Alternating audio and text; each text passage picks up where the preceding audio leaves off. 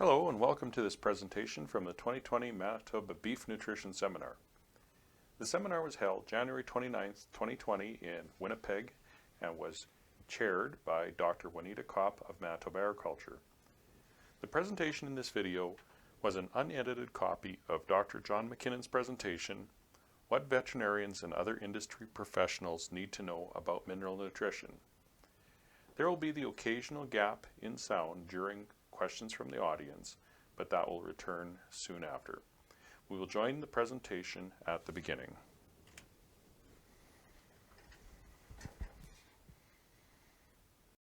Anyways, we're going to talk about mineral nutrition, and I've titled this Mineral Nutrition is a 365-day-a-year initiative, and I'm going to emphasize that as we go through the presentation, because I really think that it's important that producers have mineral in front of their cows and the right mineral in front of their cows all year round, and not just try to starts and spurts trying to catch up to cows at critical times of the year. Get this right here, page down.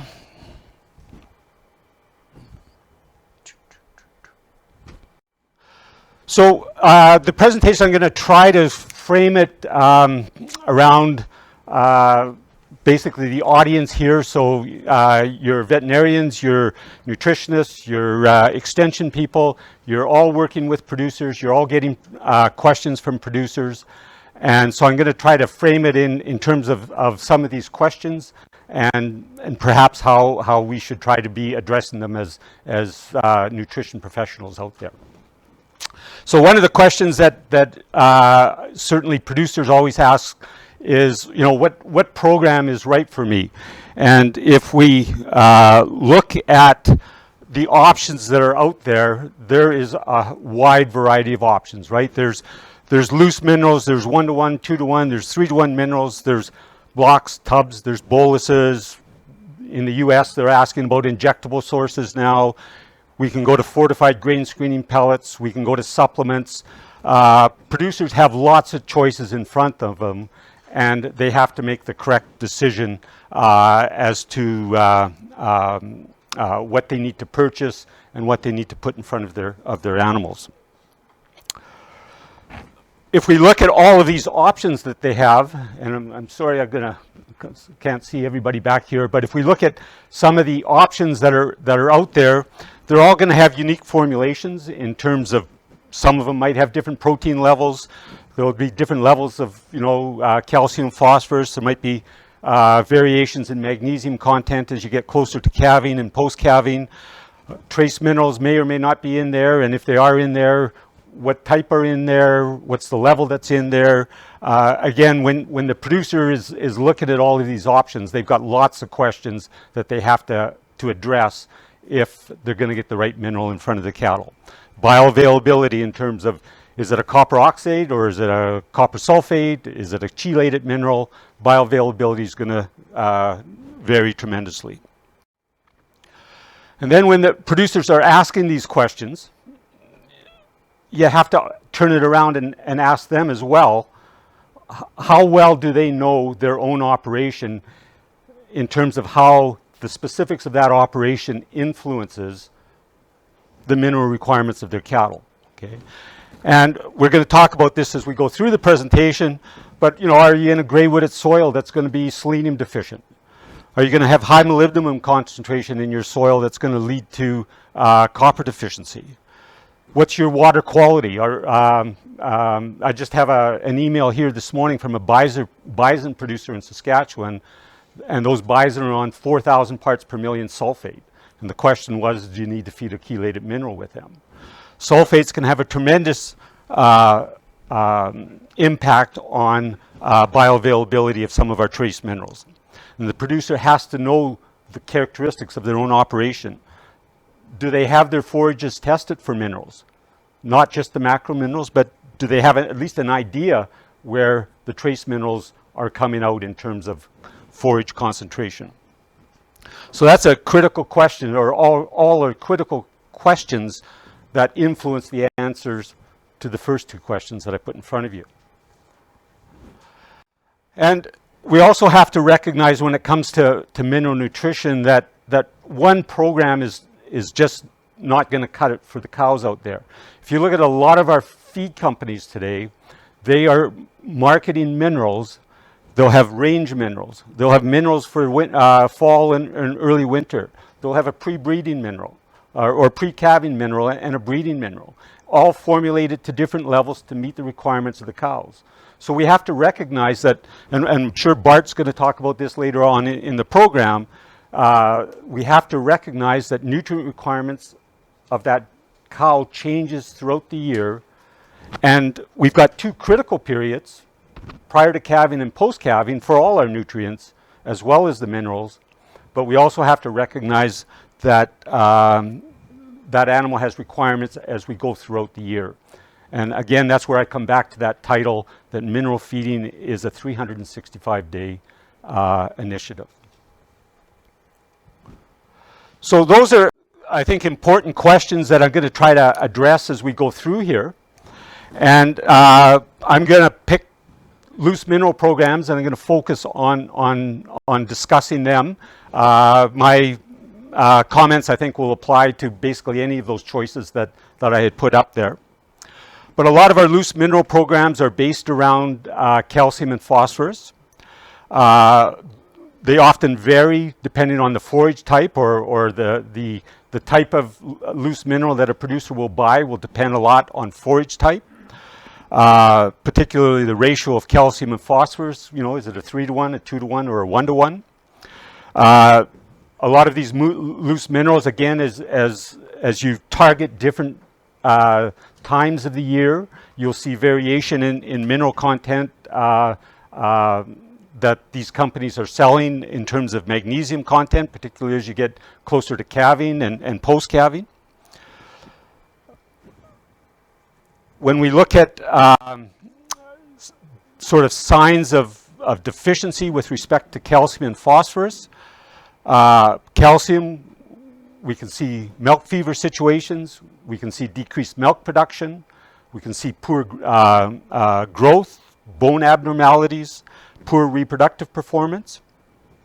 So I think this is a theme that you see when we go through not just the macro minerals, but the trace minerals as well, that we see poor growth due to various reasons, depending on the mineral we're dealing with. And we also tend to see poor reproductive performance, whether it's in bulls in terms of sperm production, or whether it's conception rates, return to heat in the cow herd. Similarly, on the phosphorus side of things, again, emphasis on poor reproductive performance due to phosphorus deficiencies, whether it's delayed return to estrus, poor conception rates, drop in milk production, bone abnormalities in the calves, poor growth in the calves. So two major minerals that have a very significant effect on the growth of calves as well as on the reproductive performance of the cow herd. So when we look at the calcium requirements, and I'm going to use a 600 kilogram cow, so basically a 1,300 pound cow as we go through this presentation.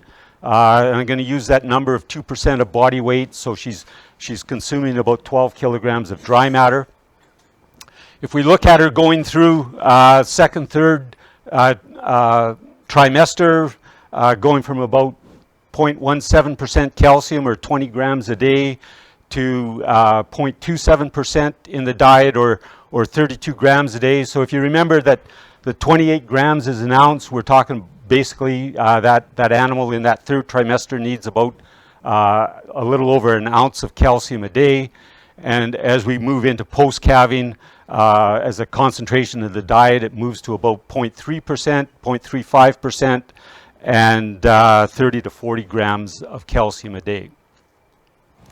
And if we look at the phosphorus requirement, you know, basically about half, right? So about 20 grams in the third trimester, and as we go to post-calving, somewhere between 20 and 27 grams, just depending on the level of milk production of that cow. Okay, so the point here is we're talking grams per day. We're talking, ounces per day in terms of the requirement. And so we need to think about that when we start to consider the macro minerals versus the trace minerals. When we look at the content of feeds, so if we want to know, are these feeds going to meet those requirements that I just put up? One thing you have to remember is that all of the calcium and for that matter, all of the minerals that we're dealing with are not available in a feedstuff, right? So that lignin, that hemicellulose lignin, cellulose complex can bind very tightly these minerals and in many cases make them unavailable to the animal. When you look at typical content of Canadian feeds, so for example, grass legume forages, they are going to be high in calcium, so anywhere from 1 to 2% calcium. Intermediate in phosphorus, somewhere around that 0.15 to 0.35%. So again, if you think of these loose mineral programs and what type of a mineral animals consuming these types of forages are going to require, they're not going to need a 3-to-1 mineral. They're not going to need a 2-to-1 mineral. They've already got lots of calcium in that diet.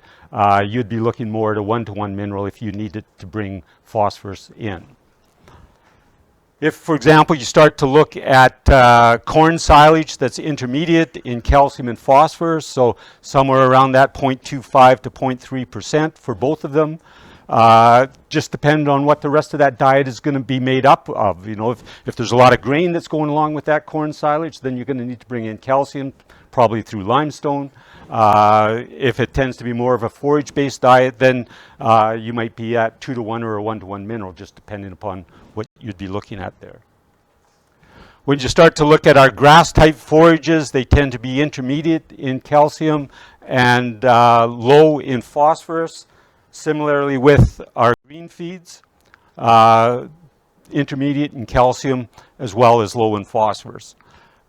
So remember, we've got this range, right? And again, that range can be tremendous, right? So the need for a feed test to actually know what you're dealing with is something that we need to always emphasize with respect to the producers that we're working with. When it comes to cereal grains, again, very low in calcium, so typically around 0.05%. And intermediate in phosphorus. And so now we've got to start to think about, if we've got straw-based diets out there, if there's a lot of straw being fed this year, you have to supplement energy with that. Typically it's going to be a cereal grain, and you have to bring calcium into that mix. And whether that's through limestone or through a higher calcium mineral, the need is there for calcium. I always say when it comes to nutritional effects of lameness, okay? So, as veterinarians in the room, you're going to see lameness for a lot of different reasons.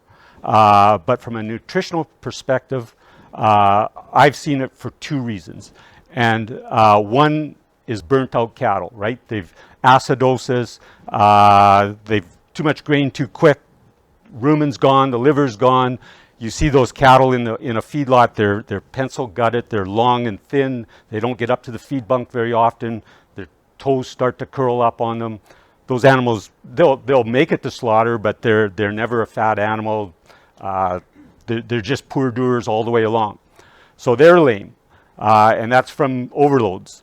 When you look at calcium deficient animals, what happens over time, and here's a classic example. So if it's if you look at say a feedlot requirement, 0.5, 0.6% calcium, right? You make a mistake with your decimal place if you're formulating a diet, and instead of putting in 0.6%, you put in 0.06%, right? So what does the computer do for you? With grain that's somewhere around 0.05 to 0.1% calcium, you don't need to bring any calcium into it, right? So you feed that diet for 2 or 3 weeks, and those cattle get stiff and sore in their feet simply because they're withdrawing calcium from their skeletal structure, and eventually they get lame on you. You correct that mistake, and 2 or 3 weeks later, they'll start to recover again. So they'll come back, but those other guys, those burnt out cattle, never do. So high grain diets is certainly a requirement for calcium. If we look at magnesium and potassium, they're both essential in their own right. 0.2% requirement for magnesium, 0.5 to 0.7% for potassium. Usually we don't see situations with deficiencies in either of these minerals. You can see occasionally tetany situations. I'll talk a little bit more about this later as well. You can see sort of induced magnesium deficiencies, and that's often because of very high levels of potassium. Okay, drought situations, a lot of manure going onto land, oat green feed, they suck that plant sucks that potassium up, and you can get very high levels, and that can induce a magnesium deficiency. But typically, we don't see it. Sulphur is another macro mineral. It's required by the rumen bacteria for amino acid synthesis. The methionine, cysteine, important for utilization of urea-based diets. You know, with all of the distillers grains out there today, we don't feed too much urea anymore, but sulfur is required somewhere around 0.15%.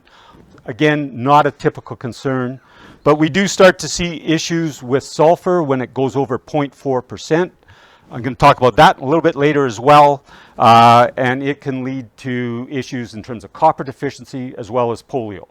And the polio situation tends to creep in with very high levels of distillers grains, and distillers grains can be anywhere from 0.5 to 1.5% sulfur, okay, just depending on the plant you're dealing with. And the reason that sulfur is so variable in there, those ethanol plants, they add sulfuric acid to the fermenters, and depending on the degree they have to add it, it ends up in the distillers grains. You don't want to forget sodium and chlorine or salt. They're both essential, particularly sodium. So that's basically what the cattle are after. Very low level, 0.06 to 0.08% of the dry matter. Basically 1 to 2 ounces of salt a day would certainly meet that requirement. Remember that salt is 38% sodium. So if you're doing that calculation, so if you've got a mineral that's 5% sodium, you divide it by 0.38 and you're going to come out somewhere around 9% salt or whatever it is, that calculation. I went too far. Cattle have an appetite for salt, and so we can use that in terms of a mineral management program. We can move salt blocks around, we can move the mineral around to attract cattle either to water sources or to distant areas of the pasture. So we can use it to control feed intake as well as mineral intake. Salt deficiency is rare, but every now and then, if you talk to some of the veterinarians at the Western College of Veterinary Medicine, they will diagnose salt deficiency. So I said here cattle have an appetite for salt and they will overeat it. You don't hear too much anymore, but you used to hear this concept of cafeteria mineral feeding, where we've got a table like this and maybe a table over here, and we got cobalt at this end, and we got zinc over there, and manganese in the middle, and we've got calcium over here, and we let the cattle have their cafeteria style buffet of whatever they want. They'll go along and pick it up, and they know best. Well, they do with respect to phosphorus. They will phosphorus deficient cattle will chew on anything to get phosphorus. They have a need for sodium that they will actively seek out and try to accommodate, but that's about it for nutritional wisdom in terms of cattle being able to select what they need with respect to minerals. Okay, so I'll talk a little bit about the trace minerals. So zinc, copper, iodine, cobalt, iron, selenium, and manganese. And of course, when we're talking about the trace minerals now, the real difference, as opposed to ounces per day, we're talking about milligrams per day. So, you know, an entire shift in terms of the magnitude of the requirement. So they're expressed milligrams per day. So often what you find, though, in terms of the requirement is that they are expressed relative to the feed. So for example, the copper requirement would be 10 milligrams per kilogram of diet dry matter. So that's a basic minimum copper requirement. I'll come back to how adequate that is as well fairly soon. Zinc at 30 milligrams per kilogram. And you can see selenium, 0.1 to 0.2, extremely low levels. And you often wonder, well, or when you talk with a producer and the producer says, well, how can selenium be important when it's only required at 0.1 ppm of your diet? So if they ate 10 kilograms of dry matter, they only need 1 milligram a day. How important can that be? Why should I spend money on that selenium injection or selenium content in a mineral, right? So such small levels, but we know the issues that we can get into. So they're expressed in terms of diet concentration. So here's my 600 kilogram cow. She's eating 2% of body weight. So that's 12 kilograms of dry matter, okay? And if we know the moisture content of that dry matter, we can divide that 12 by, let's just take an easy number, the diet's 50% dry matter, right? So we would divide 12 by 0.5 and we'd get 24 kilograms as fed is what that cow would be eating, right? But it's expressed on a dry matter basis, so 12 kilograms of dry matter. She needs 10 milligrams per kilogram of copper, so 120 milligrams of copper a day is the intake that she requires, 360 milligrams of zinc, and 1.2 to 2.4, 2.5 milligrams of selenium. So those are the required intakes of those three minerals.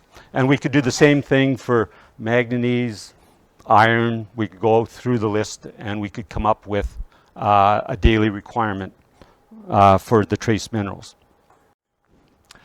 If we don't have that 360 milligrams of zinc, and if we're into a deficiency situation over time, you can see some of the issues you get into. So zinc is important in a lot of things, particularly in hoof growth, can result in lameness issues.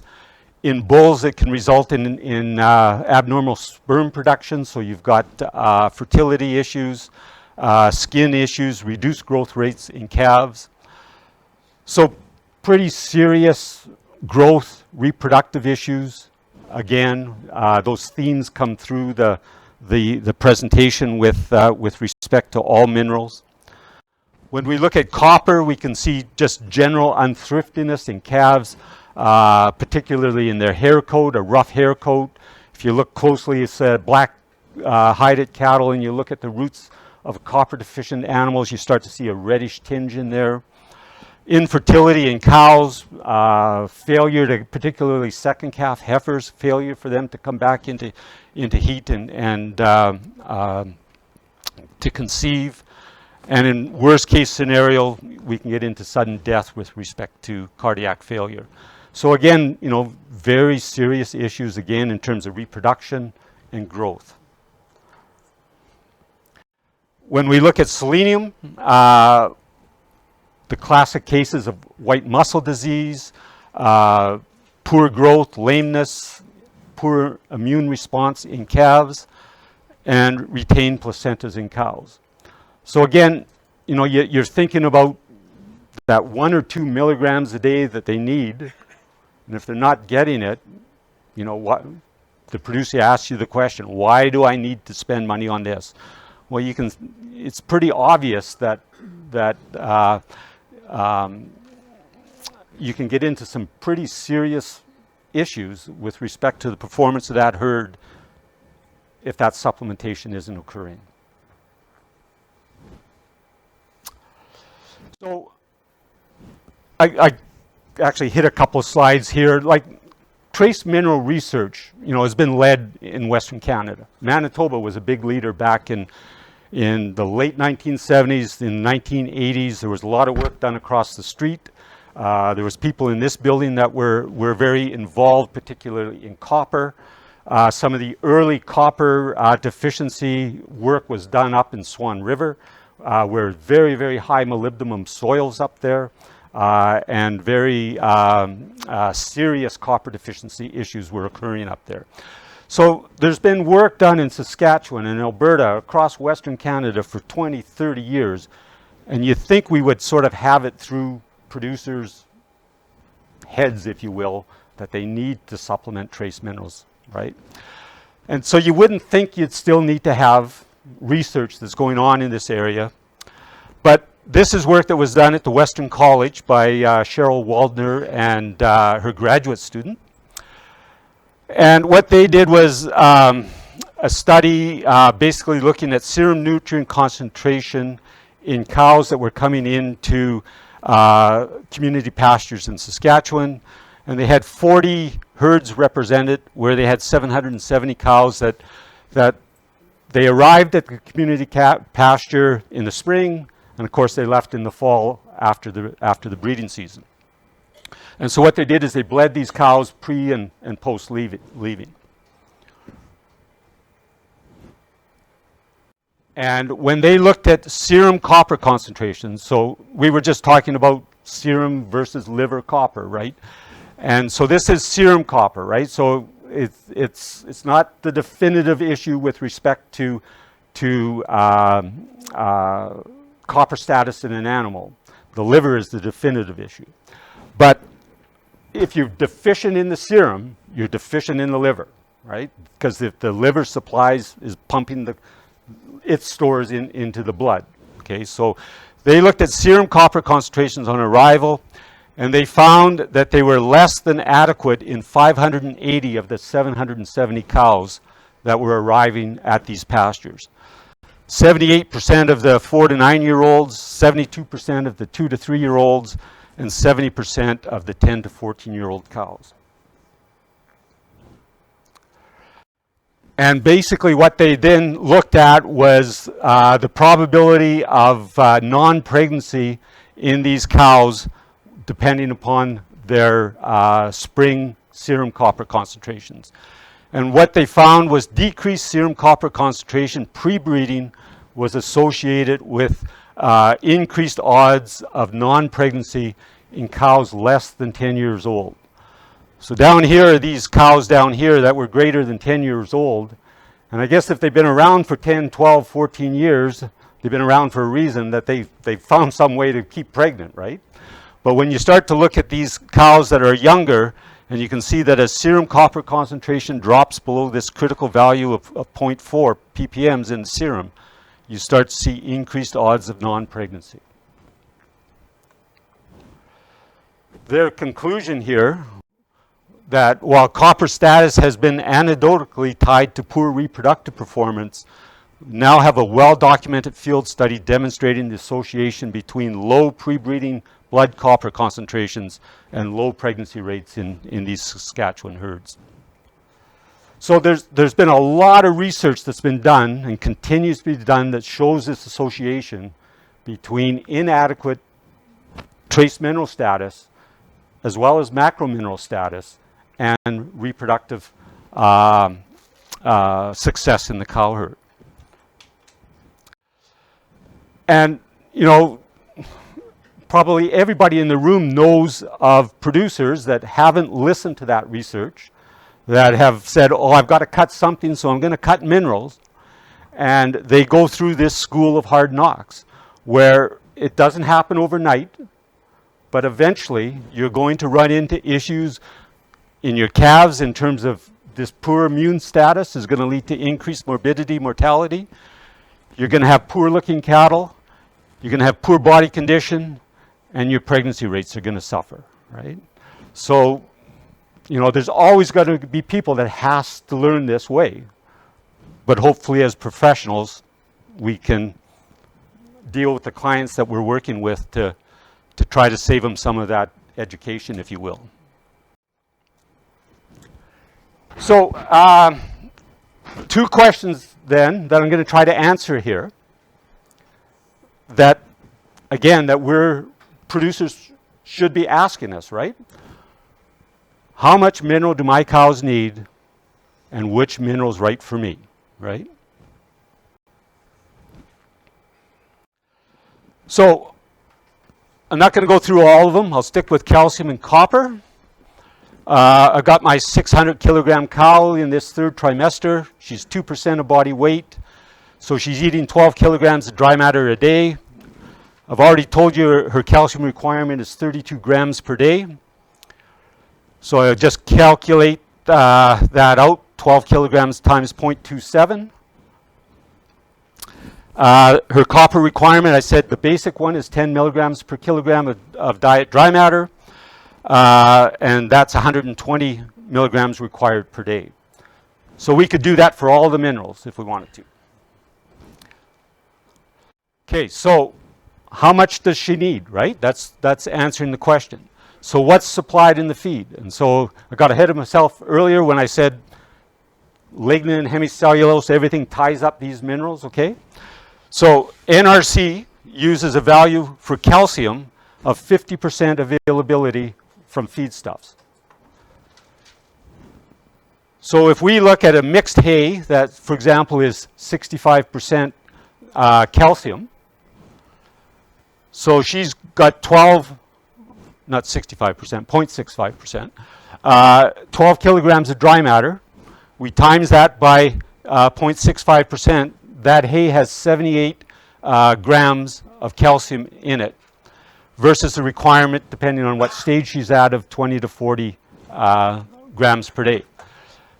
If we use 50% availability of that, she's probably pretty good. We don't have to worry too much about calcium there.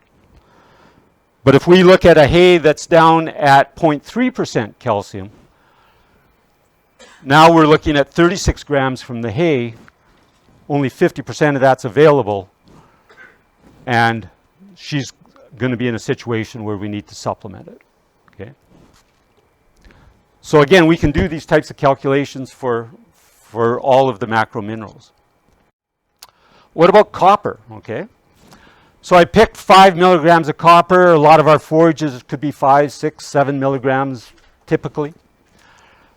If you've got 12 kilograms of dry matter at 5 milligrams per kilogram of copper, you've got 60 milligrams of copper in that hay. Okay. The problem with that, and the problem with most of our trace minerals, is it's extremely unavailable. It's bound up so tightly within that fibrous matrix of the forage that it's very poorly available. Manganese has an availability of estimated of 1% of the manganese that's in the feed. And when it comes to copper, it's less than 10%. In fact, the NRC dairy, where you really have to go to find these absorbability figures, is 4%. Okay, so it's very, very low. So most nutritionists that I know of won't even consider that 60 milligrams, period. It's unavailable. Okay, so we might have 6 if we're lucky. So that's a big issue for us. Okay, so that's what's in the feed. And now we try to address the question of what mineral do we need to meet some of these requirements. And we need to understand the mineral tag, and as well the producer needs to understand that mineral tag because that's given them 2 critical pieces of information. One, it's giving expected mineral consumption. Okay, could be listed as grams of mineral intake per 100 kilograms of body weight. So in this case, it's 15 grams per 100 kilograms of body weight. Our cow, 90 grams per day is what she would be expected to consume based on that tag. Could just say 100 grams per day. Could say 3 or 4 ounces a day. In this case, almost all 3 of these are the same thing, right? They're 90 to 100 grams a day is what the expected intake. But that's an important number to have in your mind. The second piece of information that the mineral tag is going to give you is the concentration, right? So it's going to have a listing of macro minerals in terms of percentages, and it's going to have a listing of the trace minerals in terms of parts per million or milligrams per kilogram. Okay. So when we look at that tag, it's giving us two pieces of information. It's giving us intake and it's giving us concentration. And of course, with those two pieces of information, we can start to calculate the consumption then of the individual minerals from that tag. So here's our 100 grams per day expected consumption. The tag indicates copper at 1,000 parts per million or milligrams per kilogram. So the intake of copper is going to be, so that 100 grams is 0.1 of a kilogram, right? So the copper intake is going to be 0.1 times that 1,000, or it'll be 100 milligrams per day. So we got 100 from the mineral, and we've got 6 from, if we're lucky, from the feed. And if we remember, she needed 120. So we're not quite there, right? She's getting some mineral from in this case, but it's not quite addressing the situation. So then, you know, the question becomes, do we feed this mineral? Do we go on to another mineral, right? So what I'm going to do is I've got two mineral sources here. I've got the same one that I just put up there, where we see it's slightly deficient in copper in the case that we went through. So it's basically a little more than a 1-to-1 mineral. Brand B is a 2-to-1 mineral. And you can see there's some differences. So 5% sodium versus 10%. So it's basically telling you there's twice as much salt in mineral B than there is in A. You know, it's a little higher. It's a 2-to-1 mineral, so it's a little higher in calcium than brand A. But the big difference is down here. You can see that there's virtually double the trace minerals in brand B versus brand A, right? So the producer's going to have the basic question: do I go with the one brand A that might be a little bit on the deficiency side, or do I go with brand B?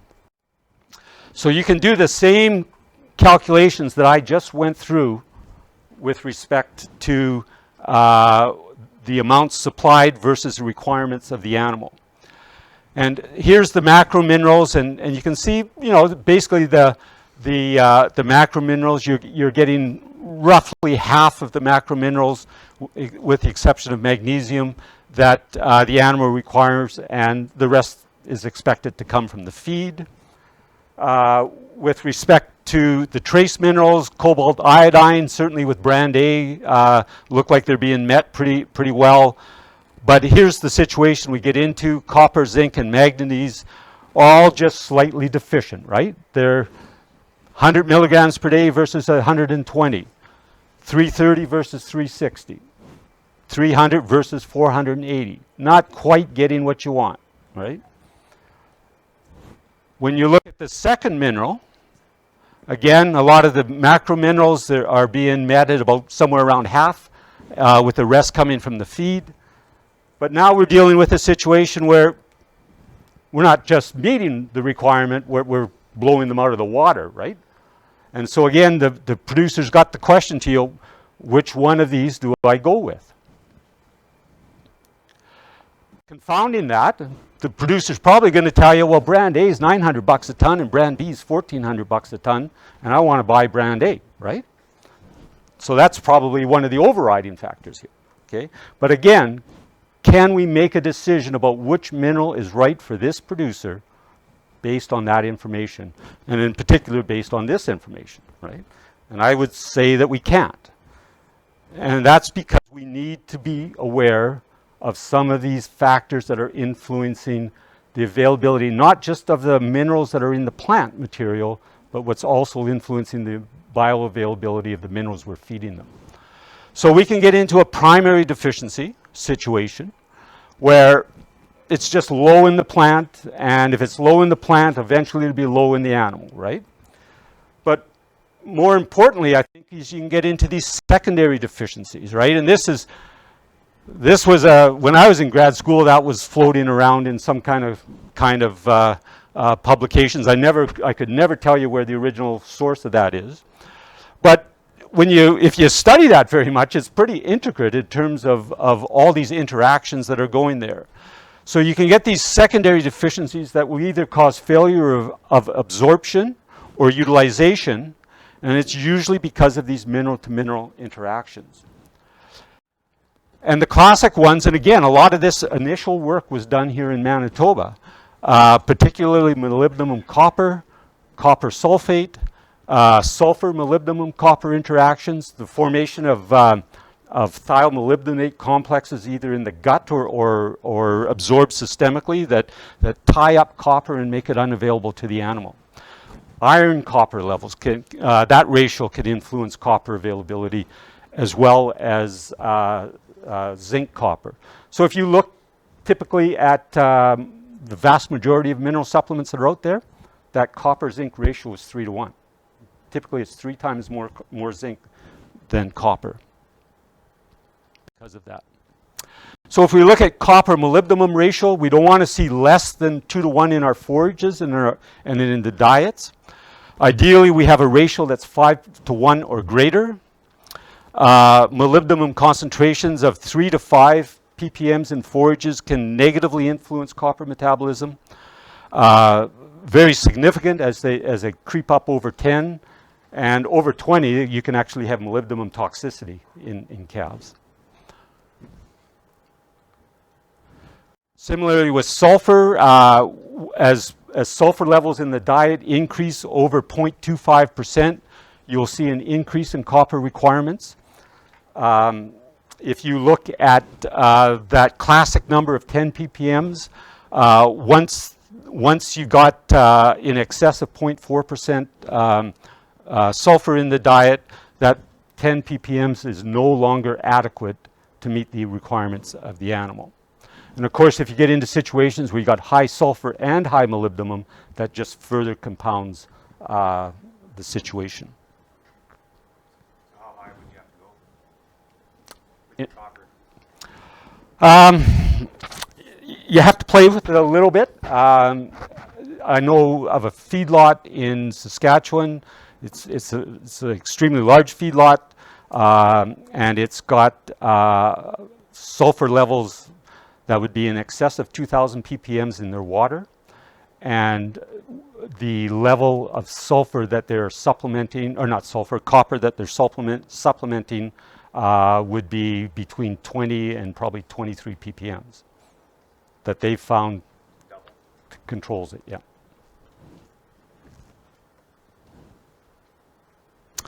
So there's those ratios. So I've already talked about calcium and phosphorus and low calcium levels. Talked about copper and molybdenum a little bit. There's a couple of other ratios that I think you should know about in terms of mineral nutrition. And one is the Tetany ratio and the other is the DCAB ratio. DCAB might be a little bit more important in dairy cattle, but the Tetany ratio is basically all anions, so it's the ratio of potassium to calcium and magnesium. So I've already talked about the potassium, right? You get high levels of potassium because of drought, heavy fertilization with manure. If you get high levels of potassium and this ratio goes above 2.2, you get into potential increased risk of grass tetany, basically, grass staggers, because of an induced magnesium deficiency. So that can result either because of high potassium, which would be most common, or because of low calcium and magnesium, right? The DCAB ratio, it's a balance as opposed to a ratio. So you've got basically sodium, and the most common formula anyways is sodium and potassium, so the anions in the diet versus the cations in the diet versus the anions. And so it's a balance, and basically that balance is influencing the, very mildly, it's inducing the acid-base status of the animal. So when you have a preponderance of the anions, particularly sulfur, what happens is you induce a mild metabolic acidosis in the bloodstream of the animal. That mobilizes calcium, okay? On the other hand, when you've got high levels of the cations, that gives you a kind of a mild alkalosis in the diet that hinders calcium reabsorption from the bone. And if you look at particularly the dairy side of things, they basically, the issue is with when you have went the wrong way. When you're positive on the cation side of things and you're not mobilizing calcium, you can get into milk fever situations, particularly dairy cows that come into high production immediately following calving.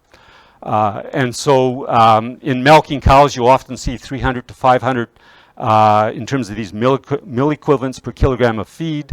And as they get closer to calving, they like to see that number get to 0 or slightly negative. And when you induce this slight metabolic acidosis, you get mobilization of skeletal calcium, and you can reduce the incidence of milk fever. Okay, so the recommended decab ratio in dairy cows is slightly negative.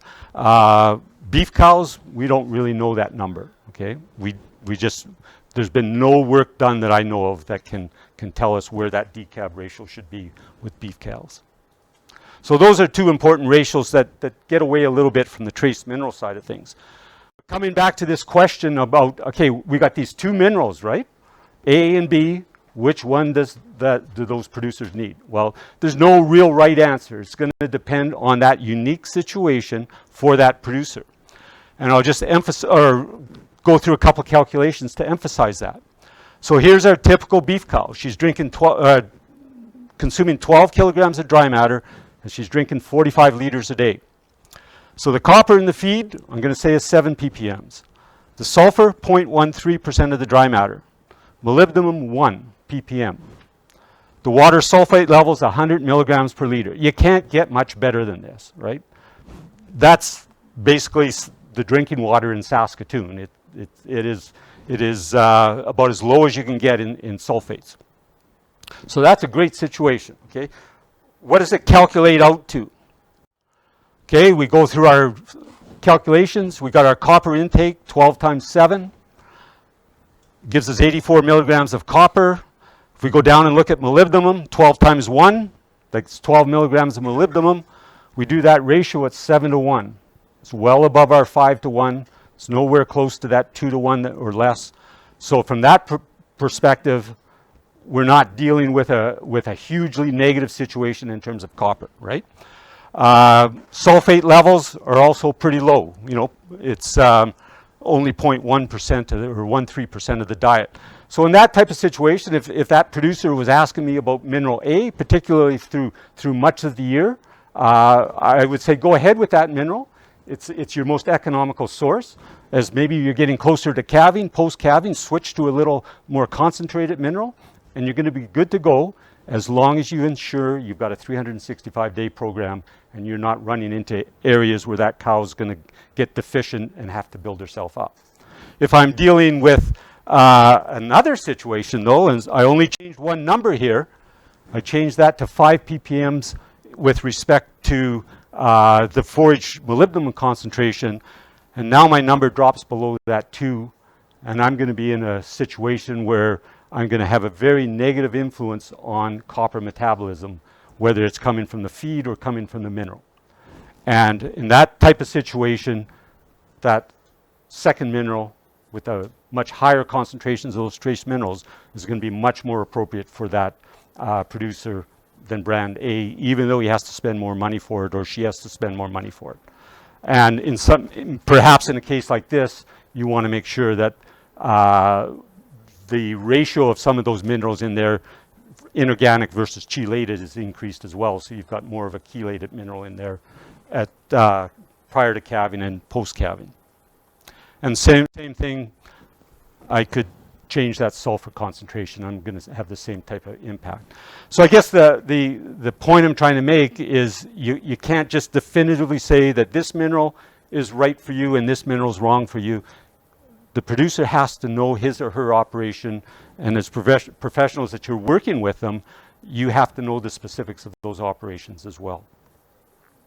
Is there any issue though, like with your ration B, a lot of your micronutrients were way higher than what the animal needed? Like if you're giving much. Does that screw up anything? With the B one. In those cases, no. But you do need to be aware that there is a balance between deficiency and toxicity and that sort of normal range, right? And the classic case is selenium, right? So selenium is required 0.1, 0.2 ppms, and you can look at a multitude of supplementation strategies that may be present in more than one combination on any given farm. So you can have selenium in your loose mineral. You could have selenium in a trace mineralized salt block. You could have a lick tank up there that could have selenium. There could be a protein supplement that's got the trace minerals in there. There could be, there are selenium accumulating plants out there. And the combination of all of those could lead to a toxicity situation. Okay, but just if the mineral itself, the mineral that I had up there itself, wouldn't lead to a toxicity situation. Okay. Yeah, because I saw in those, like the selenium was the same level in both Yeah. A and B. Yeah.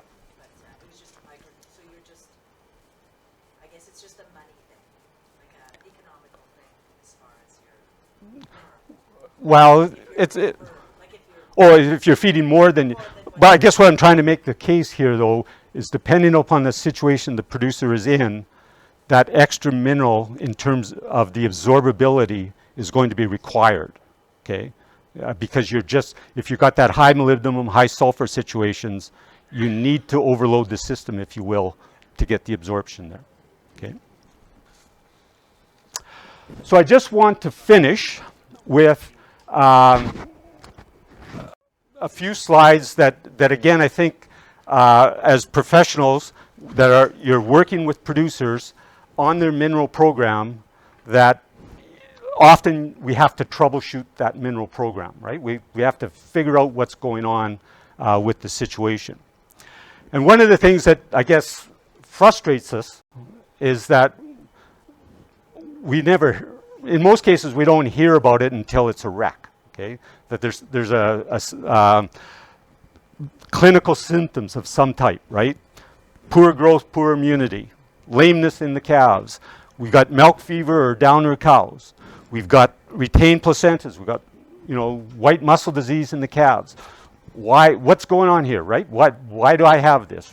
Why weren't you here earlier or whatever, right? So there's obvious clinical symptoms that the producer is going to see. But there's also a lot of subclinical symptoms that, they don't see them. They don't see just poor growth or poor immunity in those calves. And why is there so much more respiratory disease in these calves this year than I've had in the past?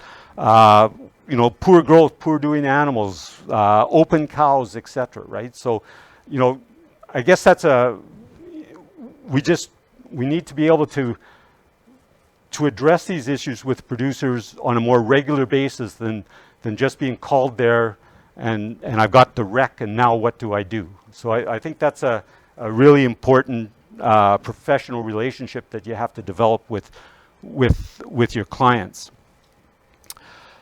And I'm pretty sure Bart will talk a lot about this afternoon as well, but a lot of the wrecks that we see, particularly in terms of reproduction, are not necessarily don't have to be mineral related. More than likely, if you've got thin cows, it's more than likely related to energy intake than it is to some mineral deficiency, right? So there's lots of reasons other than minerals that you could have thin cows, open cows, poor fertility in your bulls, just general poor immunity in your calves than just the mineral side of things. So the investigation has to go broader than just looking at minerals. I think it's also critical that producers know the mineral they're feeding and how much is being consumed. How often do you talk to your producers and you ask them, are you feeding mineral? And they say yes. And you ask them, how much are the cows eating? And they say, I don't know, I just keep putting a lot of bags out there, right? Too much, yeah. They eat it like candy, right? They eat it like candy, or they won't touch this stuff, right? It's just diverse like that, right? So they should be monitoring their mineral intakes to know what's being consumed, right? You expect to see day-to-day variation. You probably expect to see some cows will never come up to a mineral feeder. For whatever reason, they can find what they need someplace else. But there's day-to-day variation. You're going to see variation due to season, stage of growth of the grass, particularly with phosphorus levels, for example. You know, early lush spring growth, you get relatively high phosphorus concentrations as that forage matures over the summer and into the fall. Phosphorus levels drop off, and you see a need to change the ratio there. So there's variation there. You need to know what they're consuming, so monitoring. If they're putting out the bags, count them, right? Get an idea of what's being put out there so that you know over a 3 or 4 week period what these cows are consuming. Generally, you can find 2 things, well, maybe 3 things. Maybe they're eating it just right, or they have excess intakes. And that, if they're eating too much of that mineral, maybe it's located in the wrong spot, right? Maybe there's no other source of salt. Maybe that's just they're after the salt in that mineral. Maybe it needs to be moved away from the water source or from where they're bedding. You can play with that side of it. But I guess what I tell producers, if there's excess intake, then read your tag, find out what they should be eating in a 7-day period, put that out, and that's it. These deficiencies don't develop overnight. There's skeletal stores, liver stores of these minerals, and they will get paid out. So they don't need to be eating it every day, but they need to have the amount that's required in a given time period. And limit it at that point if you have to. And on the other side of things is poor intakes, right? And again, that could be the mineral feeder is just miles away from the watering source. You know, poor intakes. Well, management of that mineral feeder, is it caked like cement there? Is it you can't get into it? They can't get access to it?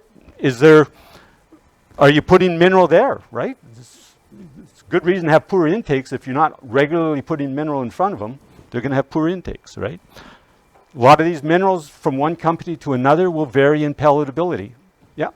The biggest thing I see, John, is guys got salt blocks all over their pen, and then wondering why they're not eating mineral. You know, they take those other salt blocks. Yeah, exactly, yeah. So On the content of the water, the salinity in the water, I've seen farms where they have lots of saline in their water, but that farm will actually get better mineral consumption than he'd be eating just as much. The cows on that farm, because they're always from that farm, get used to that salt level, and then soon kind of adjust there.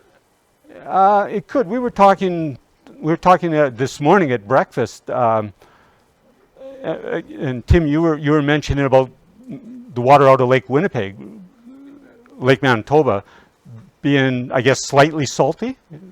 I don't know what level it would be, but I guess the comment was that it seems cows won't, if they're drinking water out of the lake, they're not too keen about going after the mineral.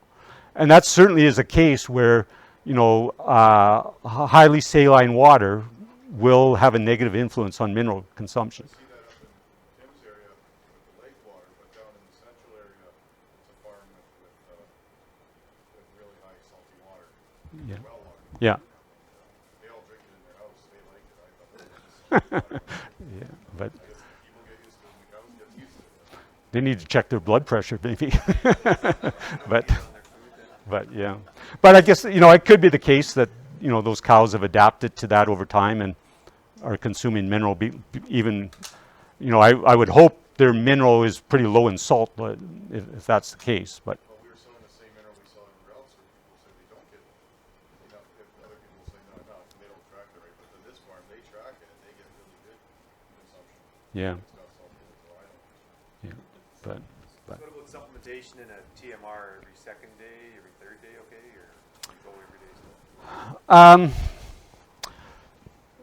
yeah, I guess in my mind, you know, if you're looking at a TMR situation, you're putting that mineral in there for, it might be as part of a protein supplement, or it might be a loose mineral where you might have other, just depends on the situation, I guess, but you could have monensin or lasalicid or something, an ionophore in there for coccidiosis control or whatever. So in a TMR situation, usually you're looking at feeding it every day. That'd be the most logical way to do it. It's not like protein where you're trying to maybe minimize costs where you say, can I feed it every second day or every third day type of thing. It's a different situation that way. But if you did skip it, it's not going to be a huge impact on the animal. But I think I just got, and if you go through these other aspects, or are you using the right mineral? And it comes down to some of the things I've been talking about: forage mineral content, soil mineral characteristics, and water quality issues. And I think the last thing is, we were talking about this earlier as well. When you're troubleshooting a mineral program, and you want to get specific about, are we dealing with a mineral deficiency, particularly copper or zinc? You really should be working with your veterinarian, and the veterinarian can be looking at serum analysis, and as I said, that's not the definitive way to go. The ideal situation would be looking at liver biopsies, and if there's a higher percentage than normal of open cows, and if you can do those liver biopsies on those open cows prior to leaving town, that's the ideal situation. You take a liver biopsy, you get an analysis done on that, and that will tell you whether you're dealing with a deficiency situation or not. So in summary, mineral deficiencies, they're real. They certainly have productive herd health as well as economic consequences. A sound mineral program certainly targets the needs for pregnancy as well as lactation, as well as the remainder of the year. Geographical location, soil type, water quality, forage mineral content will all impact the need for the program. An efficient program just doesn't happen. You need to consult with your nutritionist, your veterinarian, for the appropriate mineral to feed, for the management of that mineral feeder. And that completes the presentation. Dr. McKinnon went on to answer a few audience questions which were not recorded. All staff involved would like to thank Dr. McKinnon for his excellent presentation. Thank you for watching.